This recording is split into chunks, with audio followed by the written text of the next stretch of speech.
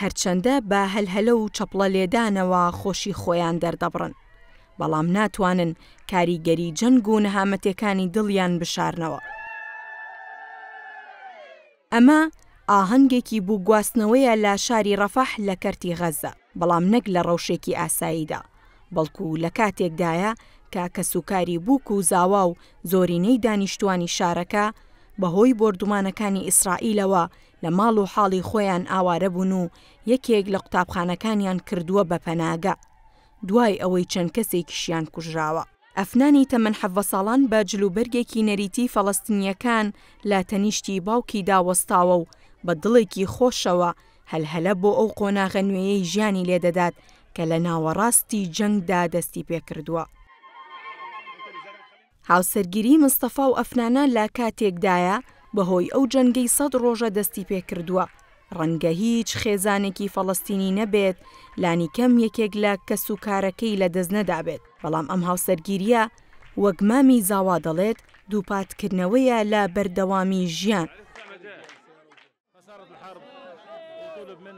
کە جەنگ دەستی پێکرد وەک هەر کەسێکی دیکە داوایان لێکردین ماڵەکانمان چۆڵ بکەین، لە قوتابخانە و کەمدا جێگیر بووین. ئەو خانووە ڕووخا کە دامان نابوو بووک و زاوا تێیدا بژین. ئێمەش شەهیدمان هەیە وەک ئێوە، ئێمەش وێران بووین وەک ئێوە، بەڵام پێویستە بەردەوام بین لە ژیان. زاوای تەمەن 26 ساڵ بە پۆشاکێکی ئاسایی ڕەنگڕەش و بێ لەبەرکردنی پۆشاکی زاوایەتی جارناجارێک دەچێتە تەنیشتی بووکەکەی، پاشان لە نێو پێشوازێکی زۆری خزم و کەسوکاردا لەگەڵ هاوسەرەکەی بەرەولانەی داهاتویان لا یەکێک لە کەمپەکانی ئاوارەکاندا بەڕێت دەکەون.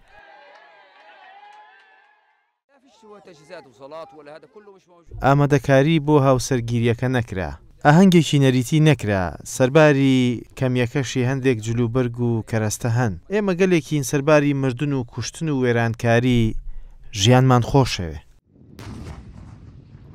لە 27 مانگی تشرینی یەکەمی ساڵی ڕابردووەوە سوپای ئیسرائیل دەستی بە هێرشی زەمینی بۆ سەر غەزە کردووە. لەو کاتەوە زۆرینەی دانیشتوانی ڕەفەح ماڵەکانیان چۆڵ کردووە و لە نێو کەمپ و قوتابخانەکاندا دۆخیان ئەوەندە خراپە ئاژانسی نەتەوە یەکگرتووەکان بۆ کاروباری پەنابەرانی فەڵەستینی ناسراو بە ئۆنڕوا دەڵێت خەڵکی غەزە 100 ڕۆژی جەنگیان بە 100 ساڵ تێپەڕان.